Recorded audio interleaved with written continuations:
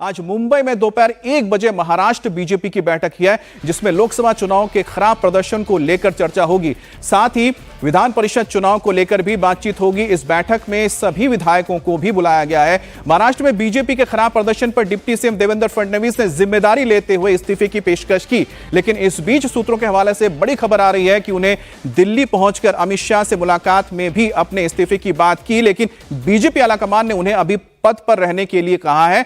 उधर सीएम एकनाथ शिंदे भी आज अपनी पार्टी शिवसेना के विधायकों के साथ अपने आवास पर बैठक करने जा रहे हैं। ऐसे में देखना होगा कि आखिरकार आज दोनों ही जो खेमे हैं उसमें चर्चा में क्या बातें निकलकर सामने आती है। हमारे साथ सचिन चौधरी जुड़ गए हैं। सचिन, आज का दिन काफी अहम रहेगा, दोनों ही तरफ बातचीत होने जा रही है, क्योंकि एक बड़ा झटका तो है, क्योंकि आप सोचिए कि टारगेट था करीब 40 पार जाएंगे, लेकिन हो नहीं पाए महाराष्ट्र में। जी बिल्कुल अमित, सही कहा आपने। कल मुंबई में महाराष्ट्र के मुख्यमंत्री एकनाथ शिंदे, अजित पवार और दूसरे उप मुख्यमंत्री देवेंद्र फडणवीस भी थे। उन्होंने अमित शाह से मुलाकात की। शाम को जो है उन्होंने जेपी नड्डा से भी मुलाकात की। जहां तक मंत्रिमंडल की हिस्सेदारी की अगर मैं सबसे पहले बात करूं तो एनसीपी के एक ही सांसद जो है वो चुनकर आए हैं, सुनील तटकरे रायगढ़ से, और उनको एक मंत्री पद जो है एनसीपी कोटे को दिया जा सकता है। और उसमें प्रफुल्ल पटेल का नाम सबसे आगे चल रहा है, क्योंकि प्रफुल्ल पटेल अनुभवी भी है और ईडी ने उनकी जो एक प्रॉपर्टी अटैच की थी 6 प्रॉपर्टीज, उसको भी कल रिलीज कर दिया है। तो एक संकेत ही माना जा रहा है। दूसरी बात कि शिंदे शिवसेना के 7 सांसद चुनकर आए हैं और उनमें से उनको एक कैबिनेट और एक राज्य मंत्री पद दिया जा सकता है, जिसमें प्रतापराव जाधव बुलढाना से आते हैं, मराठा है और विदर्भ की बॉर्डर पर उनका चुनाव क्षेत्र पड़ता है। तो ऐसे में वो सीनियर भी है, उनका नाम सबसे आगे चल रहा है। श्रीरंग बार ने ये जो रायगढ़ और पश्चिम महाराष्ट्र के इलाका है, मावल चुनाव क्षेत्र, वहां से तीसरी बार चुनाव जीते हैं, उनका भी नाम आगे चल रहा है। तो एक कैबिनेट और राज्य मंत्री का एक पद मिल सकता है। और संदीपान भुमरे जो कि मराठवाड़ा से जीत कर आए हैं, औरंगाबाद से इम्तियाज जलील को उन्होंने हराया है, उनका भी नाम राज्य मंत्री पद के लिए आगे चल रहा है। हालांकि कौन से 2 नाम सिलेक्ट होते हैं और फिलहाल सचिन, एक चीज मैं जानना चाहता हूं, क्या श्रीकांत शिंदे भी इस लिस्ट में है या फिर उसको दूर रखेंगे एकनाथ शिंदे अपने बेटे को?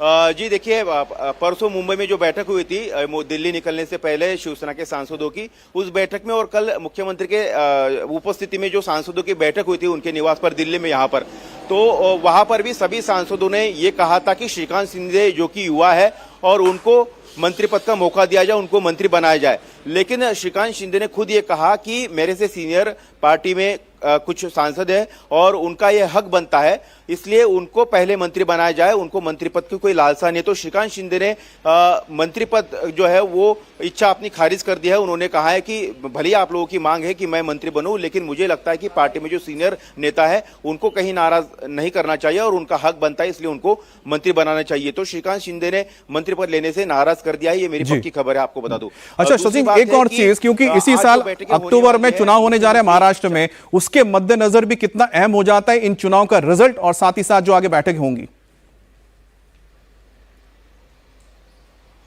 जी बिल्कुल, उसी को लेकर जो है कल भी बैठक में मंथन हुआ है, चाहे मुख्यमंत्री के साथ जेपी नड्डा की बैठक हो या फिर अमित शाह के साथ उनकी बातचीत हो या देवेंद्र फडणवीस की हो या शिंदे की हो या अजित पवार, प्रफुल्ल पटेल और सुनील तटकरे, सभी लोगों की बैठकें हुई है।